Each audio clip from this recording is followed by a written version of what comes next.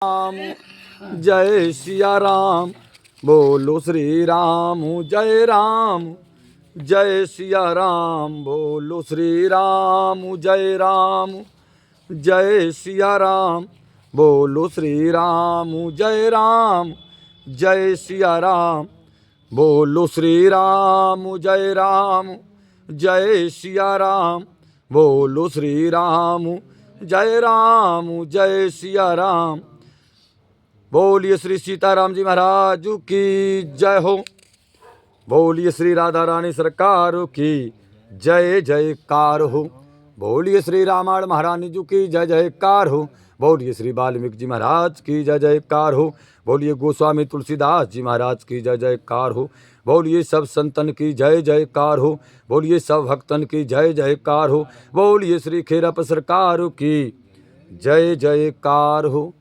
चलते हैं नित्य प्रतिदिन की तरह श्री खेरप सरकार आश्रम, ग्राम वीरपुरा, जिला जालौन, बुंदेलखंड, उत्तर प्रदेश, भारत से यह कथा प्रसारित होती है नित्य प्रतिदिन। चलते हैं आज की कथा में। भगवान ने कहा कि अंगद, लंका जाओ, तुम उस राक्षस राज रावण से कह देना कि जिस माया और बल के भरोसे तूने मेरी स्त्री का हरण किया है, अब तू युद्ध में अपने उस बल और माया को दिखा उस बल और माया को। भगवान ने कहा कि अंगद जाकर के कह देना कि यदि तू अब भी सीता को लेकर के मेरी शरण में ना आया तो याद रख, अपने तीव्र बाणों से मैं संसार को राक्षसों से, आतंकवादियों से सर्वदा रहित कर दूंगा। कोई नहीं बचेगा संसार में। भगवान कहते हैं कि अंगद कह देना कि राम ने कहा कि हे रावण, तू पापी है, तेरे साथी भी महान मूर्ख है। तू तो पापी है, तेरे जितने भी साथी हैं सब महान मूर्ख हैं।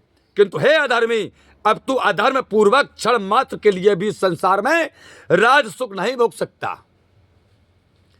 अब तो निश्चय ही राक्षस श्रेष्ठ विभीषण, जो राक्षसों में श्रेष्ठ विभीषण है, बोले लंका का कंटक राज करेगा। बोले मैंने तिलक कर दिया है। भगवान कहते हैं कि अंगद कह देना कि राम ने कहा कि हे रावण, संग्राम भूमि में मेरे बाणों से वीर गति को प्राप्त होकर के ही अब तुझे शांति मिल सकेगी। बोले इसके पहले तुझे शांति नहीं मिलेगी। जब तक तू मरेगा नहीं तब तक शांति नहीं मिलेगी। मेरे बाणों से तू मरेगा लेकिन वीर गति मिलेगी। भगवान कहते हैं तुझे वीर गति मिल जाएगी, क्योंकि वीर है तू, तुझे वीर गति मिलेगी, तब तुझे शांति मिलेगी। अब इसके पहले शांति नहीं मिलेगी। अब तीनों लोकों में भी तेरी रक्षा करने वाला अंगद से भगवान कहते हैं कह देना कि कोई नहीं है, कोई नहीं बचाएगा तुझे अब तीनों लोकों में। परम पूज्य बाबा वाल्मीकि जी कहते हैं कि पुण्यकर्मा भगवान श्री रामचंद्र जी के ऐसा कहने पर बाली पुत्र अंगद साक्षात अग्नि के समान आकाश मार्ग से चले। वे एक मुहूर्त भर में ही रावण के राजमहल में पहुंच गए।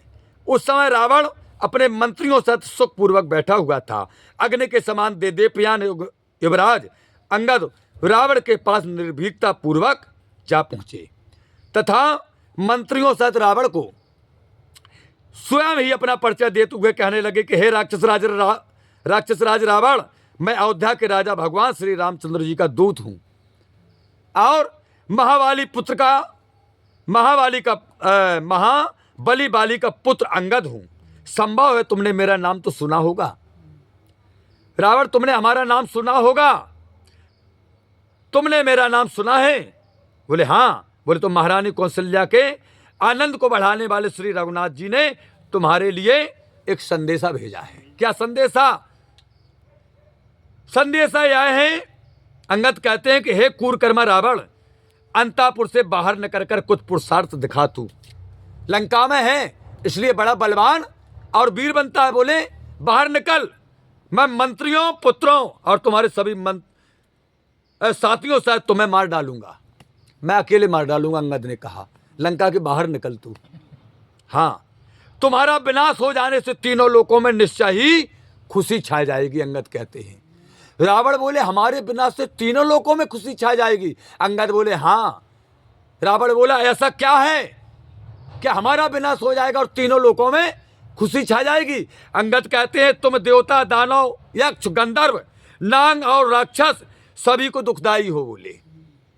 तुमने किसी को नहीं छोड़ा है, ऋषियों को लियो तो तुम पूर्णतः कंटक रूप हो, महात्माओं को लिए तो कांटे हो। कौन? जिनकी रावण जैसी बुद्धि होती है। आज भी रावण है। रावण की कैसी बुद्धि थी? राजसी नहीं थी, राजा तो था, राजसी बुद्धि नहीं थी, तामसी बुद्धि थी उसकी, तामसी बुद्धि थी।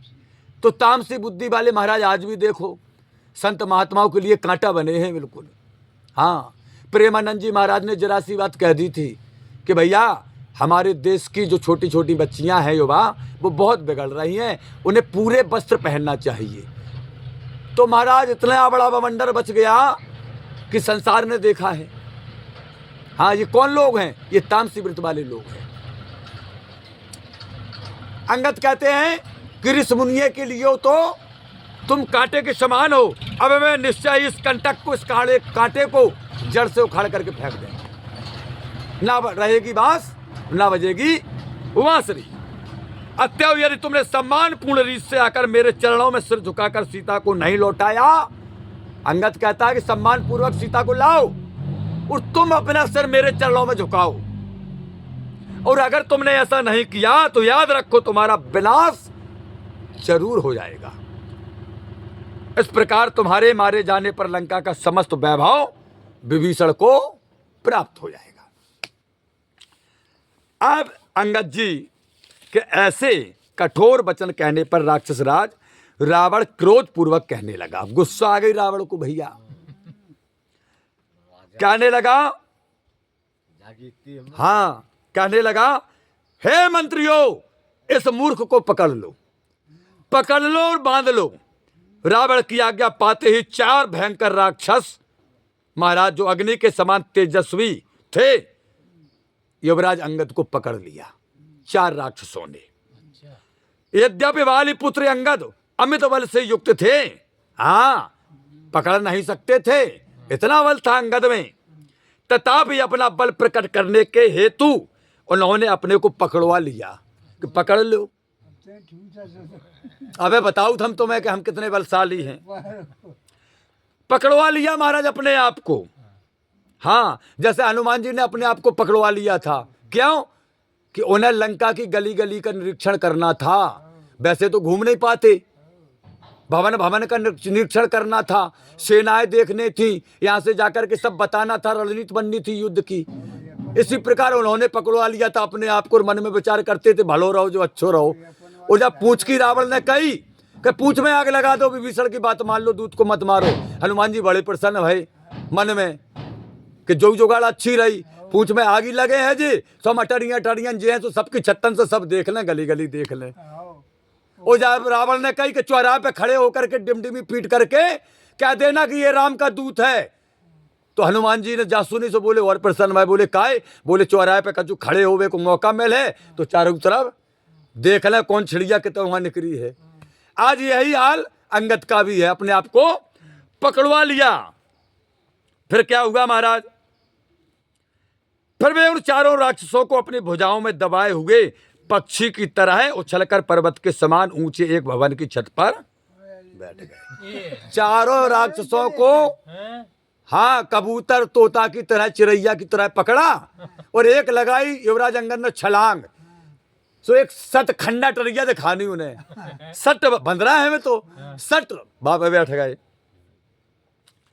उनके उछलने के कारण वे राक्षस झटका खाकर रावण के सामने ही पृथ्वी पर वहीं से छोड़ दो। अंगद जी ने सतखंडा से सो सत रावण के नीचे आए गिरे। इसके पश्चात महाबली वाली पुत्र अंगद पर्वत शिखर, पर्वत की चोटी के समान ऊंचे रावण के भवन के शिखर पर चढ़ गए। स्वयं रावण जिस भवन में रहता था सबसे ऊंची चोटी थी उस भवन की, लंका के राजमहल है, और उसकी चोटी कैसी थी? पर्वत के चोटी के समान। वापस चढ़ गए। चढ़ करके वे उसी पर अपने पैर पटकने लगे। हाउ चढ़ गए और पैर पटकने लगे, जिसको वह शिखर रावण के देखते देखते फट गया। सतखंडा को जो 7वां खंड है फट गए महाराज। अब दबा इस प्रकार उस सतखंडे का शिखर को तोड़कर उन्होंने अपना नाम सुनाते हुए भीषण नाद किया, तोड़ दिया सतखंडा रावण का, और वहीं से गर्जना की। कैसी गर्जना? अपना नाम लिया, बोले ए कंचन नगरी के महाराज, मेरा नाम सुग्रीव है, मैं बाली पुत्र अंगद हूं, मैं उसी का पुत्र हूं। मेरे पिता ने तुमको 6 माह कांक में बांध दाब करके समस्त ब्रह्मांडों का चक्कर लगाया, मैं उन्हीं का पुत्र हूं।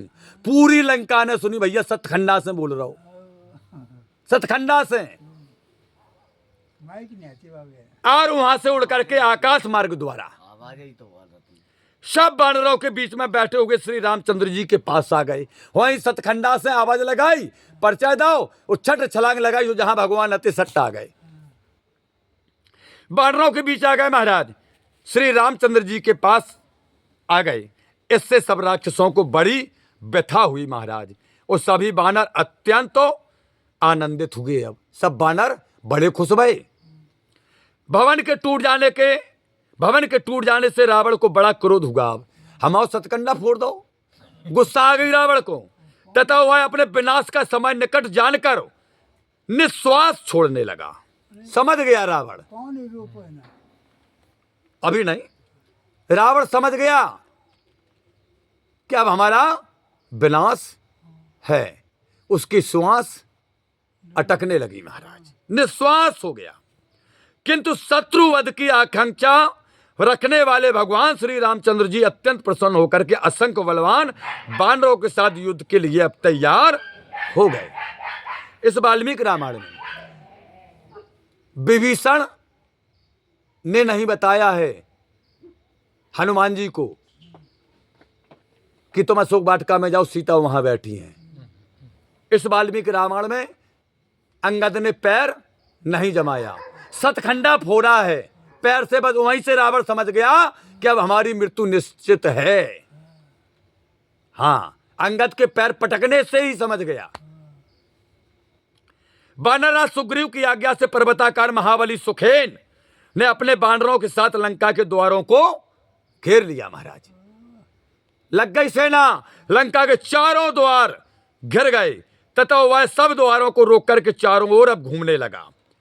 वाल्मीकि जी महाराज कहते हैं, जिस प्रकार की चंद्रमा तारागणों के चारों ओर घूमता है, जब राक्षसों ने देखा कि वानरों की 100 अक्षौहिणी, कितनी 100 अक्षौहिणी सेना लंका को घेरे हुए समुद्र तक पड़ाव डाले पड़ी है।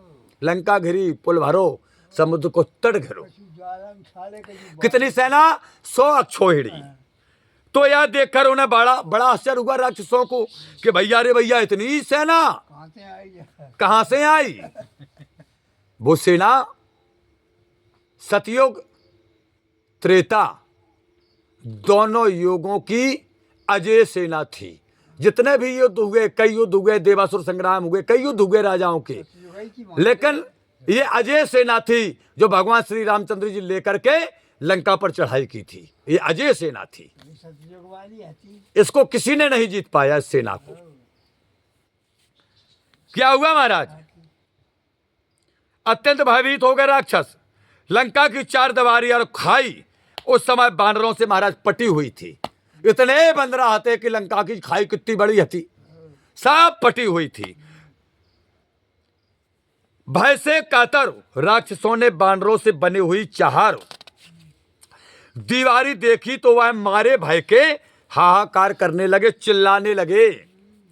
इस भयंकर कोलाहल को सुनकर रावण के सूरवीर सहस्त्र राक्षस प्रताप काल की वायु के समान अब घूमने लगे। कोलाहल सुना तो रावण के 100 सिपाही जो बड़े योद्धा थे, उन्होंने अब पहरा देना शुरू कर दिया। वाल्मीकि जी महाराज कहते हैं कि वानरों की विशाल सेना को देख करके भयभीत राक्षसों ने रावण के पास पहुंच करके उसे खबर दे दी अब कि महाराज मामला गड़बड़ है। हाँ, क्या कहा? बोले हे कंचन नगरी के महाराज दशग्रीव, अयोध्या पति श्री दशरथ जी महाराज के पुत्र श्री रामचंद्र जी ने 100 अक्षौहिणी सेना लेकर के आपकी अपनी लंका को चारों ओर से घेर लिया है। भगवान श्री रामचंद्र जी द्वारा लंका का घेरा डाल देने की बात सुनकर के रावण को बड़ा क्रोध हुआ, गुस्सा आ गई रावण को। वह लंका की सुरक्षा का पहले से ही दुगना प्रबंध कर महल की अटारी पर चढ़ गया। मंत्रियों से कहा कि लंका की सुरक्षा को दोहरा दी जाए, दोहरी सुरक्षा की जाए, और अपने महल की अटारी पर चढ़ गया रावण। वहां पहुंच करके उसने देखा कि समस्त लंका इर्द गिर्द पर्वत वन उपवनों सहित युद्धाकांक्षी बानरों से भरी है, बोले पट्टी है।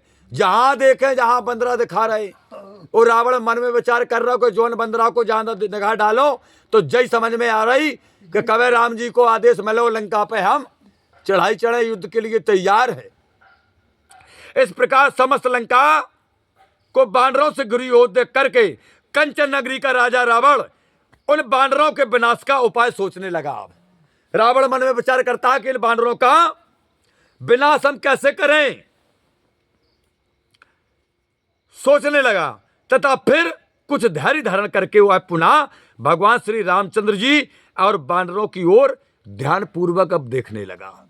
भगवान सामने बैठे हैं, वहीं से अटारी से सतखंडा से देख रहा है भगवान की ओर, और भगवान के पास जो बानर बैठे हैं उनकी ओर अब देख रहा है। वाल्मीकि जी महाराज कहते हैं कि इधर पराक्रमी श्री रामचंद्र जी अपनी सेना सहित लंका की ओर अग्रसर हुए। उन्होंने समस्त लंका को भली भांति सुरक्षित और वीर राक्षसों से परिपूर्ण पाया। राम ने यह देखकर के भगवान श्री रामचंद्र जी को माता सीता की याद आ गई मैया की, और वे विचार करने लगे भगवान कि तवंगी सुकुमारी सीता रावण की यातनाओं से दुखी होकर मेरे वियोग में यहीं शोकाकुल होकर के भूमि में सोया करती थी, इसी लंका की भूमि में सोया करती थी। इस प्रकार सीता का चिंतन करते हुए वाल्मीकि जी महाराज कहते हैं कि श्री रामचंद्र जी क्रुद्ध होकर के, गुस्सा आ गई भगवान को, क्रुद्ध होकर के बानरों को शत्रुओं के, दुश्मनों के, राक्षसों के विनाश की आज्ञा दे दी। हे सेनापतियों, भगवान ने कहा कि लंका पर आक्रमण, कोई भी राक्षस नहीं बचना चाहिए। इसी लंका में हमारी सीता इस रावण के सताए हुए दुख के कारण शयन करती है, एक भी राक्षस नहीं बचना चाहिए, आज्ञा है आक्रमण। भगवान श्री राम की आज्ञा पाते ही महाराज समस्त बंदर पर्वत शिखर बड़ी बड़ी शिलाएं और विशाल वृक्ष ले लेकर के चारों ओर खड़े हो गए। वह लाल मुख और सुनहरी वर्ण वाले बानर रामचंद्र जी के कार्य में प्राण तक देने के लिए तैयार थे सब बंदरा। अरे बोले महाराज कितने मर हैं, और मर हैं तो बोले तर हैं, हाओ कमी नहीं पर है, इतने आए। वे पर्वतों शिलाओं वृक्षों के द्वारा तथा कोई कोई अपने मुक्कों ही से लंका के द्वारे प्राचीरों, लंका के दरवाजे, लंका के प्राचीरों और शिखरों को तोड़ तोड़ कर गिराने लगे। हाओ मुक्कन से काऊ से, अरे भैया उन्होंने 4 दीवार वाली स्वच्छ जल की खाई को पर्वतों के शिखरों, वृक्षों, घास और धूल से भर दिया। महाराज पूरी लंका भर गई। इसके बाद सहस्त्रकोट तथा 60 कोट यूथों को साथ लेकर के अनेकों यूथपति लंका पर चढ़ गए। महाराज देर ने लगी, दरवाजे अरवाजे पर कोटा रकोटा और जितने उनके घते हुए शिखर कर सब टूट गए। महाराज भैया जब भीड़ होत है, भीड़ हो तो कितनी देर लगत, बहुत भयानक भीड़ है बंदरा की। हाँ एक भीड़ महाराज हमने और आपने भी देखी है देश में। राम मंदिर वाले कांड पर मुलायम सिंह की सरकार थी तो कितनी गोली बजी, मुलायम सिंह ने बजवाई, 1 लाख हिंदू मारा और देर नहीं लगी थी, मस्जिद भर हो गई थी, भीड़ आती खूब 1 लाख मर गए तो क्या भाव, लेकिन मस्जिद पल भर में भुस हो गई थी। तो भीड़ तो महाराज भीड़ होत। लंका के चारों द्वार भुस हो गए, चहरदवारी भुस हो गई, लंका की सुंदरता भुस हो गई, पहाड़ के टुकड़ा वृक्ष से लंका की रास्ताओं को पाट दिया गया राम की सेना के द्वारा महाराज। अब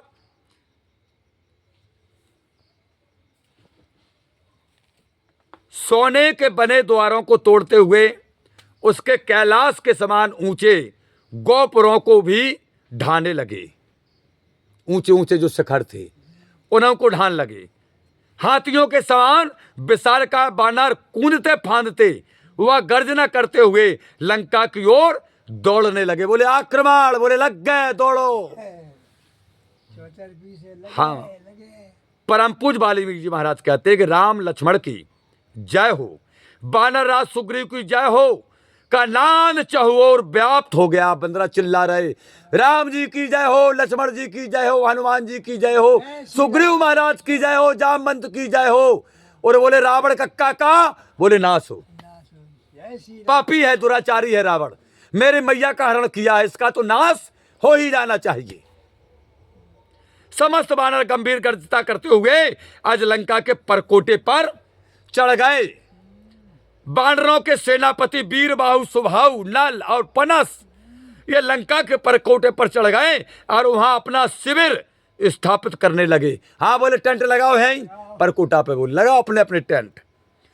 तेजस्वी कुमुद 10 करोड़ बलवान वानरों के साथ पूरब के द्वार पर लग गए। कुमुद कितने? 10 करोड़ बंदरा लाए अकेले। हाँ, और पूरब वाले द्वारे पर लग गए। महाबाहु पनस और प्रसव अनेक वानरों के साथ कुमुद की रक्षा के लिए आकर के डट गए वहीं। तथा सतबली नामक वीर वानर 20 करोड़ बंदरों के साथ दक्षिण द्वार को रोकने के लिए डटा। तारा का पिता, तारा कौन? अंगद की मां, यानी अंगद के नाना। तारा के पिता बलवान जिनका नाम था सुखेन, सुखेन करोड़ों वानरों के साथ पश्चिम द्वार पर डट गया और उसे घेर कर खड़ा हो गया। बोले पश्चिम द्वारे से बोले कौ को नहीं निकरंदे सालन को, एक भी राक्षस नहीं निकल पाएगा यहां से। भगवान श्री रामचंद्र जी तेजस्वी लक्ष्मण और वानर नाथ सुग्रीव उत्तर द्वार की द्वार पर, उत्तर वाले द्वार पर डट गए जिस पर रावण है। विशाल का भयंकर लंगूर गवाक्ष करोड़ों बंदरों के साथ, गवाक्ष कौन है? ये लंगूर की सेना है, ये लंगूरी सेना है, गवाक्ष लंगूर है। हाँ, कितने हैं? 1 करोड़ बंदरों के साथ श्री रामचंद्र जी के एक और शत्रु विनाशक धूम्र भयंकर क्रोधी भालुओं के साथ 1 करोड़ सेना भालुओं की है। धूम्र कौन है? भालू है, जामवंत भालू है। तो 1 करोड़ भालुओं की सेना जे रामचंद्र जी की दूसरी ओर डट गए। पराक्रमी विभीषण हाथ में गदा लिए हुए अपने बलवान मंत्रियों सहित भगवान श्री रामचंद्र जी के पास रहे। विभीषण गज गवाक्ष गवाए शरभ और गंधमादन सब और घूम घूम कर वानर सेना की रक्षा करने लगे। परम पूज वाल्मीकि जी महाराज कहते हैं इसी समय राक्षस राज रावण ने अपनी समस्त सेना को बाहर निकलने की आज्ञा दे दी। हाँ, रावण ने कह दी अपनी सेना से कि दरवाजों के बाहर निकलो, खोलो दरवाजे के पट। रावण का आदेश पाते ही बलवान राक्षसों ने अकस्मात गंभीर गर्जना किया। रणबाधाओं की गंभीर शब्द होने लगा और राक्षसों के रणबाधाओं की भयंकर ध्वनि को सुनकर के वानर सैनिकों ने भी उन्हें ललकार दिया। उलट बाहर निकल के आओ। और वानर उत्साह से भर करके गर्जना करने लगे। इतने राक्षस गर्ज रहे और इतने बंदरा गर्ज रहे। इस प्रकार शंख और द्वंद्वियों के गंभीर शब्द और वानरों के भयंकर गर्जन से पृथ्वी आकाश समुद्र भी ध्वनित हो गया। महाराज सब में ध्वनि गूंज गई। हाथियों की चिघाड़, घोड़ों की हिनहनाहट और रथों की खनखनाहट समस्त आकाश मंडल में व्याप्त हो गई महाराज। बस अब राक्षसों और बानरों में उसी प्रकार घमासान युद्ध छिड़ गया महाराज, जैसा कि पूर्व काल में पहले देवासुर संग्राम हुआ था महाराज। ऐसा युद्ध बानर और राक्षसों में छिड़ गया। राक्षस अपने पराक्रम का वर्णन करते हुए चमचमाती हुई गदाओं, शक्तियों तथा सूल और फरसों से बंदरों पर प्रहार करने लगे। विशालकाय बानर भी उसी प्रकार राक्षसों पर वृक्ष अपने नखों दांतों से चोट करने लगे और बानर राज सुग्रीव की जय हो ऐसा शब्द करने लगे। राक्षस लोग अपने अपने नाम का उल्लेख करते हुए रावण की जय जयकार करने लगे। कुछ राक्षस जो परकोटे पर बैठे हुए थे, पृथ्वी पर खड़े हुए बानरों को मिंदीपाल और सूलों से मारने लगे। परकोटा पे कुछ बानर नीचे खड़े हैं। फिर तो बानर भी उत्तेजित होकर के परकोटे पर बैठे हुए राक्षसों को पृथ्वी पर से उछल उछल कर बाह पकड़ कर गिराने लगे थे। आओ छलांग लगाई, पकड़ो राक्षस को परकोटे से सट नीचे, छट छलांग लगाई, सट नीचे। इस प्रकार बानरों और राक्षसों में बड़ा ही अद्भुत है। बाबा वाल्मीकि जी कहते भयंकर युद्ध हुआ महाराज। अब भयंकर भी है और अद्भुत भी है। ऐसा युद्ध कभी नहीं हुआ महाराज। जो राम रावण युद्ध हुआ उसके मुकाबले द्वापर में भी महाभारत का युद्ध नहीं हुआ महाराज। बहुत भयानक युद्ध हुआ, जिसके कारण वहां रक्त और मांस का बड़ा ही बीभत्स दृश्य उपस्थित हो गया महाराज। लाशें पट गई बंदरन की, राक्षसन की लाशें पे लाशें डरी महाराज। खून खच्चर मांस हड्डी चील कौगा तो पहले ही मलरान लगी थी। भगवान बोले लक्ष्मण देखो संकेत मिल रहा हो, यह संग्राम बहुत बड़ा होगा। चील कौगा आकाश से उतरने लगे, वही हुआ महाराज।